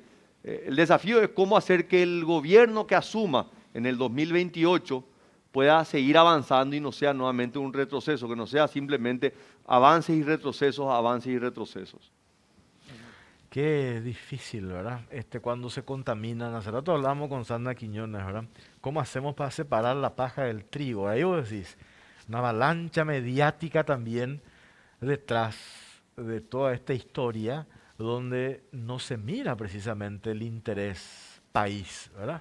Nosotros hemos visto, acabó proyectos en materia de obras públicas que medios de comunicación han bombardeado hasta lograr el fracaso. Algunos se hicieron a pesar de eso, ¿verdad? Sí. Entonces ahí es donde, afortunadamente, hoy cada vez hay más herramientas de comunicación, ¿verdad? Por eso yo digo, nosotros los periodistas, en general los medios de comunicación, perdimos el monopolio de la información, ¿verdad? Pero sí, lo que nos hemos perdido es esa capacidad de observación crítica, de entender y de poner todos los elementos, ¿verdad? Por eso acá hay tanto por contribuir y esa tarea es la que yo digo que nosotros intentamos, nos habremos equivocado o nos equivocamos siempre un montón, ¿verdad? Pero separar un poco la paja del trigo, ¿verdad? Mostrarle a la gente cómo... Yo soy optimista, yo creo que la interna que vivimos hace una semana atrás también nos permite ser optimistas a aquellos que queremos un Paraguay mejor y que le dé oportunidades a actores nuevos, ¿verdad? Yo creo que es interesante analizar a quién no le gusta la lista desbloqueada. ¿Y cómo le fue a en lo el de siempre? Partido Colorado Sí. y en la oposición también, porque en la oposición hay mucha gente que no le gusta había sido ahora las listas desbloqueadas. No. Entonces, yo estoy fueron los convencido, creo que es un propulsores. paso importante, creo que en esta elección del 10 de octubre esto se va a volver a validar, creo que es un paso súper importante. Cuando vemos a una senadora que empieza a despotricar, claro, mira dónde quedó su representante en la concejalía. Así Claro, el mismo. famoso... De haber hoy- sido número uno cantado hoy en el modelo Quedó anterior, 13, pasó, 14. no, 17. 17, peor 17, todavía. O sea, ¿verdad? vos no podés Entonces, hoy ya vender ese espejito de la candidatura yo número tengo uno. tantos votos, no, anda a conseguir vos tus votos, no podés de antemano decir, este es mi caudal electoral, vos tenés que validar eso. Así mismo, Y es no una tenemos que ir, combinación sí. del trabajo que podés hacer como grupo político, pero también del candidato. Claro. Nos tenemos que, yo quiero vivir en un país donde pueda llevar mi mochila y mi computadora en el auto y no me tenga que bajar así para ir a sentarme a cenar en un restaurante como me pasó el otro día, ¿verdad? Que a otro te pasó. Entonces, todo nos afecta. ¿Qué es lo que nosotros queremos? Yo quiero vivir en un país, donde mis hijos quiero que se eduquen, donde tengamos las libertades y las garantías. El Estado tiene que funcionar. Cuando eso no funciona, cuando yo me tengo que ir del auto y tengo que bajar mi mochila, mi computadora, porque me puede venir un tortolero fruto de una serie de inseguridad, la falta de respuestas sociales, etcétera, etcétera. O sea, nosotros ahí tenemos que trabajar. Ahora, ¿Sí? ¿nosotros qué es lo que queremos? Y Jorge, y yo te decía una cosa, y yo sé que el tiempo en televisión es ruin, ¿verdad? Pero este es un país rico. Este es un país Absolutamente. rico que lastimosamente tiene un problema de abundancia.